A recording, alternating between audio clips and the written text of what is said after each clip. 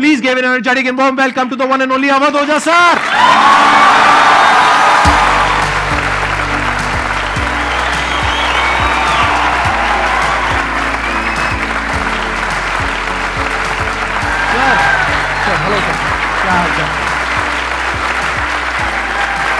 बैठिए जी, बैठिए।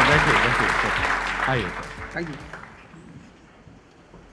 इससे पहले कि ऑडियंस आपसे कुछ क्वेश्चंस पूछे, मेरे माइंड में एक क्वेश्चन आ रहा है। आईएएस में कितने लोग हैं जो हर साल उसके लिए अपीयर करते हैं? 5 से 6 लाख के आसपास। और सीट्स कितनी है? 1000 अप्रोक्सीमेटली। तो जिनका हो जाता है उनके बारे में तो सब बात करते हैं, जिनका नहीं होता है, जिन्होंने पूरी जान लगाई और जिनका नहीं हुआ, उनका क्या होता है? उनके रिश्तेदार उनकी चिंता करते हैं। वो फिर उनकी चिंता करते हैं। नहीं, मैं आ रहा हूं, मैं आपके क्वेश्चन पे आ रहा हूं। ये पॉइंट इंटरेस्टिंग है, मैं समझना चाहूंगा कैसे। मैं बताऊं। हाँ। मैं दोनों मुद्दों पे बता। हम सब हारने से डरते हैं, और मजेदार बात है कि वो डर हमारी हार की वजह बनता है। 98% केसेस में हारने से क्यों डरते हैं? क्योंकि हम जानते हैं अगर हम हारेंगे तो वो जो पीछे 3 लोग बैठे हैं ना, रिश्तेदार, रिलेटिव्स और फ्रेंड, वो जीने नहीं देंगे। आप जब भी आईएएस की तैयारी करें, पहला अटेम्प्ट आपका सीरियस अटेम्प्ट होना चाहिए। आपने तैयारी किया, बेसिक्स तैयार किए, आपने एडवांस कोर्स तैयार किया, आपने कम से कम मेंस के 1000 आंसर्स लिखे हैं और मिनिमम 10,000 प्रीलिम्स के क्वेश्चंस आप सॉल्व कर चुके हैं, तब आप एग्जाम देने जाइए। सिर्फ एक अटेम्प्ट दीजिए। जिसने भी पहला अटेम्प्ट सीरियस दिया उसको दोबारा तैयारी नहीं करनी पड़ती, रिवीजन करना पड़ता है। भाई आप देखो ना, जितने सारे सेलेक्ट लड़के होते हैं उसमें बहुत सारे नौकरी कर रहे होते हैं, जॉब कर रहे होते हैं। कुछ लोग मुझसे पूछते हैं सर जॉब करते वक्त तैयारी हो सकती है? नहीं, जॉब करते वक्त तैयारी तो नहीं हो सकती, जॉब करते वक्त रिवीजन हो सकता है। 3 hours per day, 4 hours per day.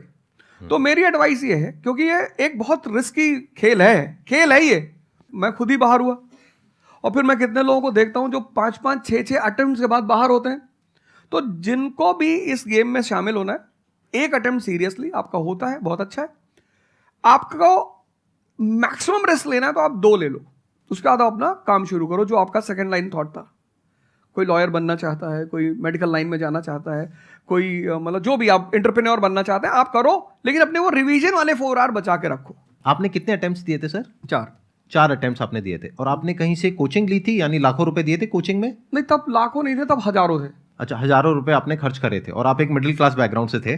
तो टोटल 4 साल में आपका कितना पैसा लग गया होगा? रहना, खाना, पीना, और आपने तो पूरी तैयारी करी होगी, साथ में कुछ और नहीं किया होगा? I think so. कुछ नहीं किया, बिल्कुल। तो कितना आपका 4 साल में अच्छा खासा पैसा? 5-6 लाख रुपए लगे। 5-6 लाख रुपए उस समय लगे। आज के समय पे अगर किसी को कोचिंग लेनी है तो आई थिंक इससे 3-4 गुना, 5 गुना आराम से लगेगा। तो 15-20 लाख रुपए उस इंसान का लग गया, और वो है एक मिडिल क्लास बैकग्राउंड से। अब वो कहीं ऐसा तो नहीं कि वो ना यहाँ करा ना वहां करा 4-5 साल बाद? हाँ, वही मैंने कहा कि अब आप, जब हमारे समय तो ठीक था, अब आप रिस्क पूरा नहीं ले सकते। You have to be cautious. अब इनको कॉशियस होना पड़ेगा कि ठीक है, जैसे बड़े सारे लड़के क्या करते हैं, वो 1-2 अटेम्प्ट ऐसे ही देते हैं। अब तो इनके पास 6 अटेम्प्ट हैं।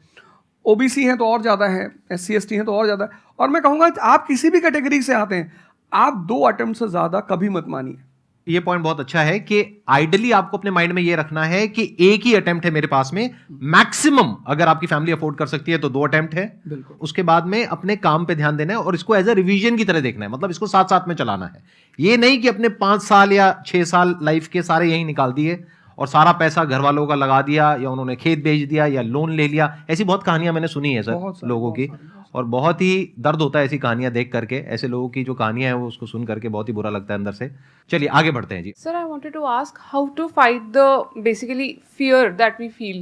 Like there are lot many fears that we face, not only in studies but in each aspect of life. There is some kind of fear. How to fight that? How to come back? How to have that courage in life? Fear बड़ी प्यारी चीज है। हमने कुछ words को बड़ा negative बना लिया है। जैसे अब बच्चा है 2 साल का, उसको तो फियर होता नहीं, उसे कुछ पता नहीं, उसने कोबरा देखा जाके पकड़ लिया। वो तो बाद में घर वालों ने देखा तो पता चला कि भैया कोबरा पकड़ के घूम रहा है। लेकिन हम बड़े हो गए ना, अब हम कोबरा देखेंगे तो वो हमारी बॉडी की जो मैकेनिज्म है वो हमें वार्न करेगी, अलर्ट करेगी। That is natural fear. वो अच्छी चीज है। जिस चीज की आप बात कर रहे हो वो फियर नहीं है, वो ओवर थिंकिंग है। आज का जो युवा है वो फियर से परेशान नहीं है, वो ओवर थिंकिंग से परेशान है। अब ये ओवर थिंकिंग क्यों है, उस फैक्टर पे आते हैं। ओवर थिंकिंग की वजह क्या है? ओवर थिंकिंग की वजह यह है कि आज का समाज इतना एक्सपैंड कर चुका है। You are outside your house, तुमको तुम्हारी दोस्त मिल गई कि मैं कल लंदन से आई, क्या लाइफ है लंदन में यार, और मैं तो ये कर रही वो कर रही। आपको लगा हम ही पागल है यार, आईएएस की तैयारी कर रहे। फिर शाम को किसी फ्रेंड का फोन आ गया कि मैं तो अब ऑस्ट्रेलिया जा रही हूँ, मैं तो वहीं सेटल हो जाऊंगी। 90s में हमारे पास इतने स्कोप नहीं थे। हमारी जो लाइफ थी वहां ओवर थिंकिंग इसलिए नहीं थी, आपने भी सर देखा होगा, क्योंकि हमारे पास इतने स्कोप नहीं थे। आज तुम्हारी जनरेशन में यू हैव मल्टीपल फील्ड्स, मतलब इतने सारे फील्ड्स ओपन है। तो जब तुम घूम के चारों तरफ देखते हो और तुम देखते हो कि तुम्हारे ही साथ के लोग बड़ी सारी फील्ड में एक्सेल कर रहे हैं, काम कर रहे हैं, अर्न कर रहे हैं, तो तुम्हारा दिमाग भागना शुरू करता है। फिर क्या होता है, हमारे पेरेंट्स हमसे ज्यादा ओवर थिंकिंग करते हैं, क्योंकि बड़े हमको लेकर कॉशियस होते हैं। हाँ। एक हमने ओवर थिंकिंग की, हम अपना संभाल लें किसी तरह। हम घर के अंदर गए, मम्मी रो रही है कि वो निशा मिली थी, 20 लाख का पैकेज है उसका। दूसरा प्रेशर तुम्हारे ऊपर आ गया। ये जो प्रेशर्स हम मल्टीपल फेस करते हैं, तो एक तुम्हारा प्रेशर, एक माँ बाप का प्रेशर। पता लगा बुआ जी ने रात में फोन कर दिया, क्या कर रही हो जी? तुम सारे लोग प्रेशर से लड़ रहे हो इस वक्त, मल्टीपल फ्रंट पे। ये कोई फियर वुअर नहीं है। ये प्रेशर दूर कैसे होगा, इस पे थोड़ी सी बात कर ले। जहां इंटरनल ताकत है वहां कॉन्फिडेंस है। आज का युवा क्या कर रहा है? बादाम का तेल लगा रहा है, बादाम की क्रीम लगा रहा है, बादाम का साबुन लगा रहा है, खा रहा गुटखा।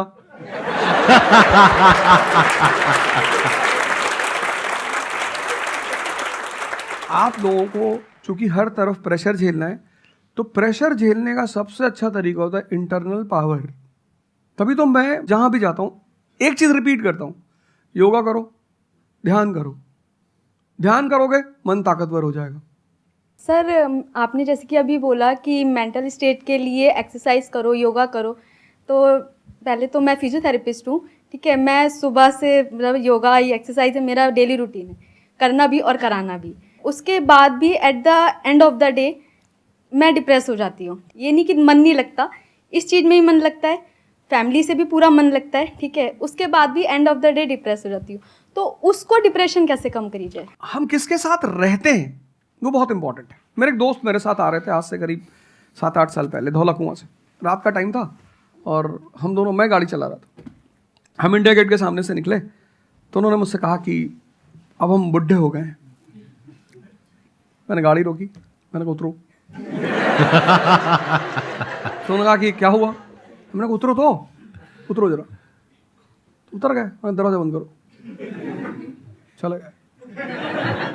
आज तक मैंने उनसे बात नहीं की। वो उनसे पूछते हैं आज, अब तो खैर बात ही नहीं होती, पर वो बहुत उन्होंने कोशिश की कि अवध क्या हुआ? तुम दिन भर अपने आप को मोटिवेट करती हो, काम करती हो, जब तुम वापस घर में आती हो, अपने समाज में जाती हो, तो सब तुम्हारे मेंटल स्टेटस का थोड़ी है, वो तुम्हारी सारी ऊर्जा को खींच लेते हैं। इसीलिए तो माँ बाप हमारी संगत पे बड़ा ध्यान देते हैं। तुम्हें लगता होगा कि माँ बाप कितने बदमाश हैं, माँ बाप भगवान हैं। उनका एक्सपीरियंस तुम अपने दोस्तों को लेके जाया करो उनके सामने। कोई अल्ट्रासाउंड क्या करेगा जितना माँ बाप करते हैं, कोई स्कैनर क्या करेगा, सही बात है, देख के कोई 2 फोटो मिनट में कैमरा बता क्या देता फोटो खींचेगी, देख के बता देते हैं। बहुत दुष्ट है ये, इसकी आंख के नीचे देखो यहाँ निशान है, बहुत दुष्ट है ये। और वो लॉजिक भी बड़ी अच्छी सी देते हैं, कोई कुछ भी देते हैं लेकिन बड़ा अच्छा सा लॉजिक देते हैं। तो ये हमारे साथ होता है। इसलिए हमें पहले गुरुकुल भेजा जाता था, और आज की हमारी सोसाइटी इसको सिर्फ नेगेटिव दिखाई पड़ रहा है। मैं अभी अब घर गया था, हमसे लोग कह रहे भैया 24 का चुनाव लड़ोगे? मैंने कहा यार पॉलिटिकल पार्टियां कह रही कि तुम सीधे प्रधानमंत्री बन जाओ। अननेसेसरी परेशान किए होगा, अननेसेसरी दूसरों से मत। और ये एक जगह का नहीं है, ये यूनिवर्सल हो चुका है। तुमने कह दिया कि मैं आईएएस की तैयारी कर रही हूँ, अरे नहीं होता किसी का। तिवारी जी की लड़की दी थी, 2 साल बाद पागल हो गई। तुम इतने डिप्रेस समाज में रह रहे हो। वो तो महेश्वरी जी जैसे लोग हैं जिन्होंने बहुत लोगों को जिंदा कर रखा है। Thank you. जब आपको कोई सहारा नहीं होता, आपने टाइप किया संदीप महेश्वरी, एक वीडियो आ गया, आप रिलैक्स हो गए। जब आप इन्हें सुनते हो तो आपका टेम्परेचर हाई होता है। तो एक ही आदमी को आप सुनते हो ना जिससे टेम्परेचर हाई हुआ, हमको सुन लिया कुछ ज्यादा ही हाई हो गया। लेकिन 2 लोगों को छोड़ दो, 3 लोगों को छोड़ दो, 4 लोगों को, ऐसे 10-12 लोग हिंदुस्तान में है, पॉपुलेशन 1 बिलियन 50 करोड़। तो तुम 10 लोगों को सुनो और बाकी जो तुम्हारे साथ 500 जुड़े हैं वो तुम्हें तो नीचे ही ले जा रहे हैं। इससे बचो, अपनी सर्कल को थोड़ा सा रिजर्व करो। तुम किससे बात करते हो, कौन सा लिटरेचर पढ़ते हो, लिटरेचर पर ध्यान दो। जैसे मैं रश्मिरथ पढ़ता रहता हूँ, खाली हुआ, प्रसादों के कनकाब शिखर होते कबूतरों के ही घर। ये जो बड़े बड़े मकान हैं, कभी किसी बाज को यहां रहते हुए देखा? कबूतर रहते हैं। क्या लाइन है, प्रसादों के कनकाब शिखर, कितने मतलब महलों के जो बड़े बड़े शिखर, उसमें सिर्फ कबूतर रहते हैं। प्रसादों के कनकाब शिखर होते कबूतरों के ही घर, महलों में गरुड़ न रहता है, कंचन पर कभी न सोता। कंचन मतलब सोना। लग्जरी नहीं चाहिए। तुम लोग इतनी लग्जरी चाहते हो, लग्जरी आदमी को मेंटली कमजोर बनाती है। मैं आश्रम में था, मैंने ज्यादा खाना खा लिया। मेरा एक नियम है, नो एक्सरसाइज नो फूड। मतलब अगर एक्सरसाइज नहीं करूंगा तो मैं खाना नहीं खाऊंगा। वहाँ एक बाबा जी, वो प्रेम में उन्होंने घी पे घी डालते चले, मैंने कहा खा लो। फिर वो हुआ कि भाई यहाँ घूमेंगे, चारों तरफ जंगल है, डरा दिया इन लोगों ने। एक बार एक भालू एक आदमी की टांग काट के ले गया। अरे मैंने कहा आज कोई भालू वालू नहीं आएगा, मैं जाऊंगा। फिर मैंने 4-5 लोगों को तैयार किया अपने साथ, उनको थोड़ा मोटिवेट किया कि जंगल में घूमने से ऑक्सीजन लेवल बढ़ता है। वो लोग भी तैयार हो गए कि चलो। तो हमारे साथ एक साहब अमेरिका से आए हुए थे, वो भी वॉक करने निकले, बोले हम भी चलेंगे। मैंने कहा भाई साहब क्यों जा रहे हो? कहते हम भी चलेंगे। मैं उनका नाम नहीं लूंगा। 1 किलोमीटर के बाद उन्होंने मुझसे कहा मेरे बैग में यहाँ बहुत पेन हो रहा है। 1 किलोमीटर। तुम लोगों ने पता है अपने आप को कष्ट देना छोड़ दिया है। You are dying for luxury, you have become weak physically and mentally. थोड़ा थोड़ा सा कष्ट दो अपने आप को, थोड़ा टेम्परेचर हाई रखो, थोड़ा बड़े टेम्परेचर वालों के साथ रहो। हमने अपने आप को कष्ट, हम कौन सी नॉवेल पढ़ रहे हैं? Half girlfriend. अच्छी है, अच्छी है, अच्छी, मैं ये नहीं कह रहा हूं, मैं कुछ बोल देता हूं। अच्छी है मतलब आपने पढ़ी है।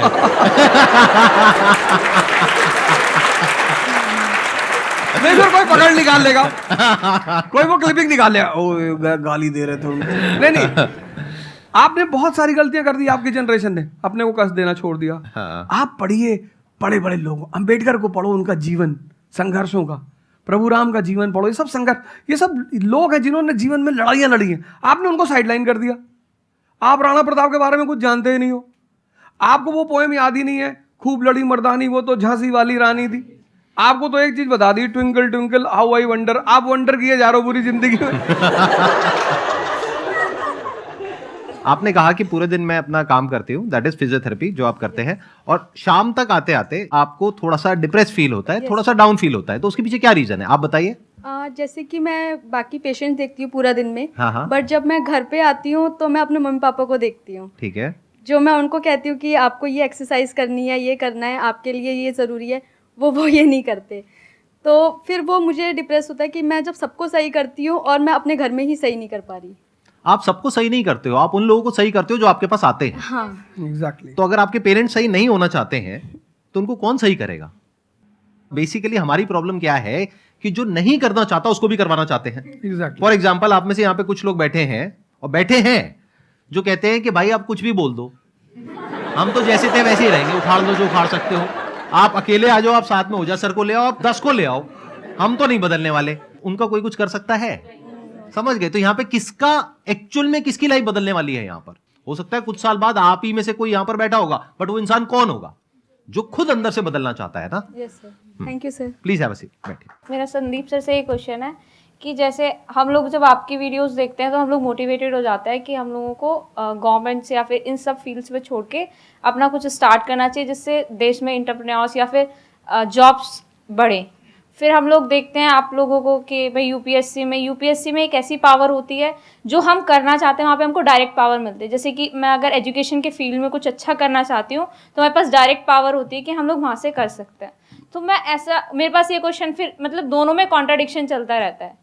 ना कॉन्ट्रडिक्शन नहीं चल रहा है, इसे कॉन्ट्रडिक्शन नहीं कहते, इसे कंफ्यूजन कहते हैं। मतलब एक गोल होता है ना, या फिर एक मतलब हमारे पास एक टारगेट होता है कि हम ये काम करने के लिए यूपीएससी में जा रहे हैं।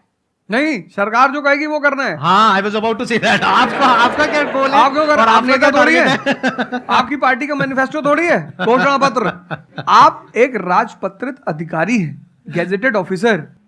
आपका जो मिनिस्टर होगा फोन मिलेगा, मैडम जी हाँ ये कस्तूरबा गांधी प्लान में अभी तक कितना काम हुआ जी sir, I give the review in the evening sir. Okay thank you ठीक है मैडम, बाय, खत्म। सो आपका कहने का मतलब है कि जो सिविल सर्वेंट बनते हैं या आईएएस ऑफिसर बनते हैं उनके पास कोई पावर नहीं होती? पावर होती है जब तक जनता अपनी पावर नहीं समझती।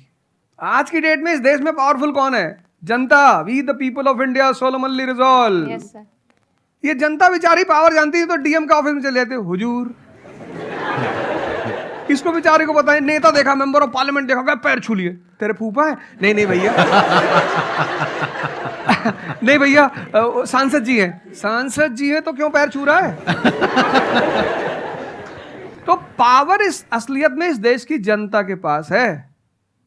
चूंकि वो जानती नहीं है इसलिए तुमको इनके पास इनको काम करने का अधिकार है। ये है the right to work, the right to implement. लेकिन चूंकि जनता अपने अधिकार को नहीं जानती तो तुम्हें दूर से दिखाई पड़ता है कि अरे आप बेटा कंफ्यूजन से बाहर आओ, ठीक है? और ग्लैमर मत देखो। आप बेसिकली पावर नहीं देख रहे हो, आप ग्लैमर देख रहे हो। आपको जो करना है उसको डिसाइड कर लो आप, और उस रास्ते पे आगे बढ़ो कि आप कल किसी भी फील्ड के मुकेश अंबानी बन जाओ, अडानी बन जाओ, वॉरेन बफेट बन जाओ, बिल गेट्स बन जाओ। इस रास्ते पे जाओ। Thank you sir. मैं यहाँ पे थोड़ा सा ऐड करता हूँ कि जो आपने बोला ना कि ये कॉन्ट्रडिक्शन है, सबसे पहले तो जो सर ने बोला कि ये कोई कॉन्ट्रडिक्शन नहीं है, ये कंफ्यूजन है, बिल्कुल सही बात है। अब कंफ्यूजन क्या है, उसकी जड़ क्या है? आप क्या कर रहे हो? आप बस हम लोगों की बातें सुन रहे हो। यहां से मैंने कुछ बोला, इन्होंने कुछ बोला, दोनों अलग अलग स्टैंड पॉइंट है। मतलब इस दुनिया में आर्ट्स भी है, साइंस भी है, कॉमर्स भी है। अब आप कहोगे अब तीनों में कॉन्ट्रडिक्शन है। अरे कॉन्ट्रडिक्शन नहीं है, अलग अलग लोगों के लिए अलग अलग स्ट्रीम्स है। डिपेंड्स अपॉन कि आपकी प्रेफरेंस क्या है, आपकी प्रायोरिटीज क्या है। तो आपको तीन चीजें देखनी पड़ेंगी, एक अपना पास्ट, अपना प्रेजेंट और अपना फ्यूचर। कि पास्ट में आपने कैसा परफॉर्म किया है। अगर आप पढ़ाई में बहुत अच्छे रहे हो तो आपको क्लियर नजर आएगा कि अच्छा मुझे पढ़ाई से रिलेटेड कुछ करना है, तो वहां से रास्ता क्लियर हो जाता है। बट अगर आपके दिमाग में 24 घंटे बिजनेस आइडियाज घूमते रहते हैं, जहां भी जाते हो वहां पे गोलगप्पे खा रहे होते हो, आपके दिमाग में चल रहा होता है अबे इतने पैसे ले लिए, उसमें से इतने का गोलगप्पा, इतने का पानी है, पानी तो इतना फ्री होता है, मेरे से लिया 20 रुपए, ये तो 5 रुपए का काम है, तो 15 रुपए इसके पास में गए, कितने लोगों ने एक दिन में खा लिए, इतने पैसे कमा लिए, व्हाटएवर। अगर इस तरह का आपका माइंडसेट है तो वहां पे एंटरप्रेन्योरशिप, स्टार्टअप, इन सब चीजों का बेनिफिट है। तो हर रास्ता हर एक के लिए नहीं होता है। तो ये आपको कैसे समझ आएगा? अपने पास्ट को देख करके। दूसरा, अपने प्रेजेंट को देखो कि आपके पास में क्या रिसोर्सेज हैं। सोचने से क्या होता है, आपको ये भी तो देखना पड़ेगा आपके पास में क्या रिसोर्सेज हैं। उसके बेस पर आप सोच सकते हो ना। कल को आप कहो कि मैं एक टेलीकॉम कंपनी लॉन्च करूंगी जो कि जियो को कंपटीशन देगी, ठीक है, सोच लो। कुछ नहीं होगा। क्या है पीछे, बैकग्राउंड क्या है, आपके पास में क्या रिसोर्सेज हैं, how are you going to compete. तो आप फालतू में कुछ भी सोच रहे हो ना। तो यहां पे कॉन्ट्रडिक्शन क्या है, कंफ्यूजन क्या है? कुछ भी नहीं। तो जब आपके रिसोर्सेज ही आपको अलाउ नहीं कर रहे वो करने के लिए, तो सोच क्यों रहे हो? तीसरा, फ्यूचर में आप अपने लिए कैसी लाइफ चाहते हो। जैसे सर ने कहा कि पावर नहीं मिलती है वहां पे सर्व करना होता है। इस गलतफहमी से बाहर आ जाओ कि वहां पे पावर मिल जाएगी। पावर तो पूरी की पूरी एक हिरार्की है, जिस हिरार्की में टॉप पर पब्लिक बैठी है एक्चुअल में, वो हमें पता ही नहीं है। हमारे हाथ में पावर है, किसको वोट करना है, किसको पावर में लेकर के आना है। फिर उनकी पावर के अकॉर्डिंग आगे पावर का डिस्ट्रीब्यूशन होता है, पॉलिसीज का डिस्ट्रीब्यूशन होता है, फिर उसको इंप्लीमेंट करना होता है। तो आपको देखना है कि आपको एग्जैक्टली लाइफ में चाहिए क्या है। कि अगर आपका माइंड है बहुत ज्यादा क्रिएटिव, कि आपको हमेशा दिमाग में आइडियाज घूमते रहते हैं कि कुछ अजीब करना है, कुछ अलग करना है, ये करना है, वो करना है, तो फिर वो रास्ता आपके लिए नहीं है। क्योंकि वहां पे आपके पास में पावर नहीं है, रिस्पॉन्सिबिलिटी है। But once you go in the entrepreneurship space, वहां पे रिस्पॉन्सिबिलिटी नहीं है, वहां पे पावर है, पावर टू क्रिएट। अब आपको देखना है कि एट द एज ऑफ 42, 48 आप किसके जैसा बनना चाहते हो। अगर एक टीचर बनना चाहते हो तो ये रास्ता है। उसके अलावा जिन्होंने यूपीएससी को क्रैक किया है उन लोगों का आप लाइफस्टाइल देख सकते हो। वैसे बनना चाहते हो, बहुत बढ़िया। मेरे जैसा बनना चाहते हो, बहुत बढ़िया। किसी और के जैसा बनना चाहते हो, बहुत बढ़िया। बट किस बेस पर? अपनी पर्सनालिटी को देखो ना, क्या लाइन हो रहा है। सर एक्चुअली आपका सेशन देख के मैं पब्लिक स्पीकिंग सीख रहा हूँ। तो कॉन्फिडेंस बढ़ाने के लिए जो आसपास के स्कूल है ना, स्कूल क्लासेस जो है उनके पास मैं जाता हूँ बच्चों को थोड़ा सा ये करने के लिए। तो मैं जाके वहाँ पे रश्मि रथवी सुनाता हूँ, मेरे को आती है थोड़ी थोड़ी, तो मैं वो सुनाता हूँ। छत्रपति शिवाजी महाराज के बारे में सुनाता हूँ।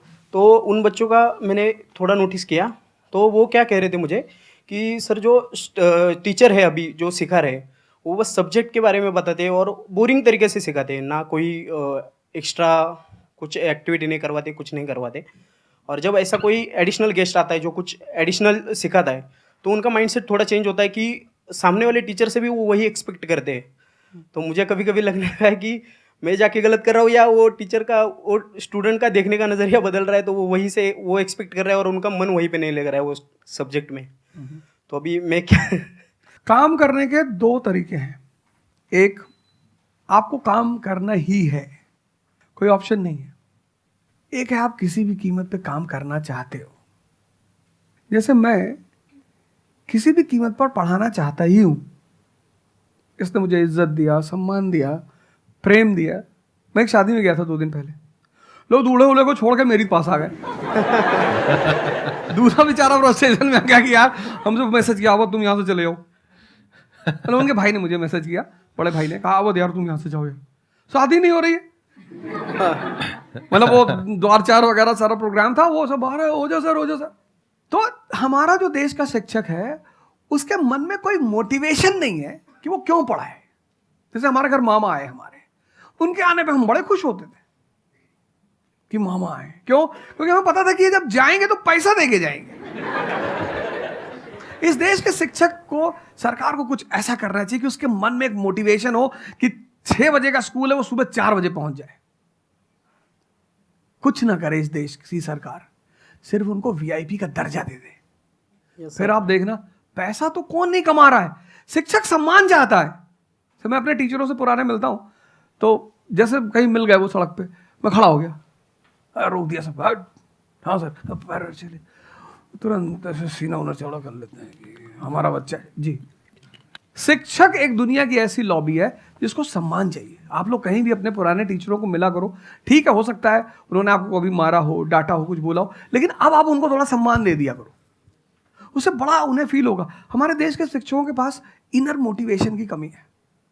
कुछ लोग हैं जो इंडिविजुअल मोटिवेटेड रहते हैं, वो करते हैं कई सारे टीचर, लेकिन वो इंडिविजुअल। कुछ लोग होते हैं ना जिनको अपने धर्म का एहसास होता है, उनके लिए वो ड्यूटी नहीं होती, वो धर्म है उनका। तो वो तो जैसे भाई आप जाके आप धर्म के रूप में कर रहे हैं, हाँ। 2-4 टीचर और भी कर रहे हैं, 10 टीचर और भी कर रहे हैं, लेकिन सरकार को, टीचरों को कुछ तो ऐसा करना चाहिए कि उन्हें फील हो कि नहीं यार, ये हमारा देश है, ये हमारे बच्चे हैं, हमें इनको बनाना है और ऊपर उठाना है। तो अगर सरकार कुछ ऐसा कर देगी ना, सेल्फ मोटिवेशन दे देगी, अरे फिर तुम देखना इस देश के टीचरों को। सर, इसमें आपसे बात करते करते ना मेरे माइंड में एक सॉल्यूशन आ रहा है, क्योंकि एज एन एंटरप्रेन्योर मेरे माइंड में सिस्टम्स एंड प्रोसेसेस घूमते हैं। मतलब मेरे माइंड में ये घूमता है कि कैसे एक प्रॉब्लम है उसको सिस्टम में कन्वर्ट कर दिया जाए, जो कि वो काम अपने आप हो जाए। क्योंकि ऐसे बहुत ही कम टीचर्स होंगे जो अंदर से मोटिवेटेड होंगे। तो ये थ्योरेटिकली तो बड़ा अच्छा लग रहा है सुनने में, बट हजारों में कोई एक आध होगा। बिल्कुल। तो अब मेरा स्टैंड पॉइंट क्या है कि क्या हो अगर जैसे हम ई-कॉमर्स वेबसाइट्स पे जाते हैं, वहां पे प्रोडक्ट के रिव्यूज होते हैं। रिव्यू कौन देता है? जो कस्टमर है। तो टीचर का रिव्यू कौन दे सकता है? जो बाहर बैठा है उस कमरे से, वो, या जो कमरे के अंदर बैठे हैं। तो अगर कुछ ऐसा सिस्टम हो जाए, एक ऐसा प्लेटफॉर्म बन जाए गवर्नमेंट का, जहां पे सारे टीचर्स लिस्टेड हो और based upon the number of reviews and the quality of reviews उनको रिवॉर्ड दिया जाए अच्छा ऑटोमेटिकली। कि मतलब जो नंबर 1 पे आया उसकी सैलरी डबल, कि अगर उसकी 50,000 है तो 1 लाख। बहुत अच्छा सोल्यूशन। और जिसके इतने रिव्यूज आए, यानी जिसके 4 स्टार या उससे ऊपर आए, उनकी सैलरी सीधा डबल हो गई। तो फिर देखो क्या मजा आता है। फिर हिस्ट्री पढ़ाने का जो स्टाइल है ना, वो सारे टीचर्स आएंगे अवध ओझा सर के चैनल पर और आ करके सीखेंगे भाई क्या कहानी है ये, ऐसे कैसे पढ़ाएं कि बच्चे दीवाने हो जाए।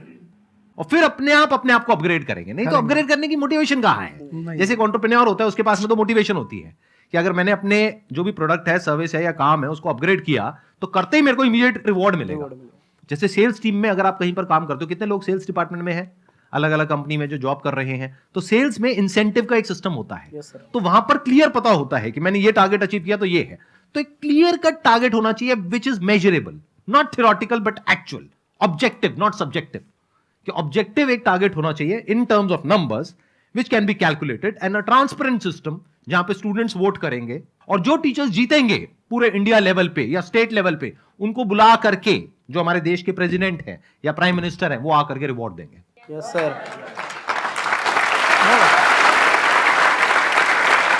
Thank you so much sir आने के लिए यहाँ पर, दिल से धन्यवाद, मुझे बड़ा अच्छा लगा आपसे बात मुझे करके। बहुत अच्छा लगा यहाँ आके। Thank you so much.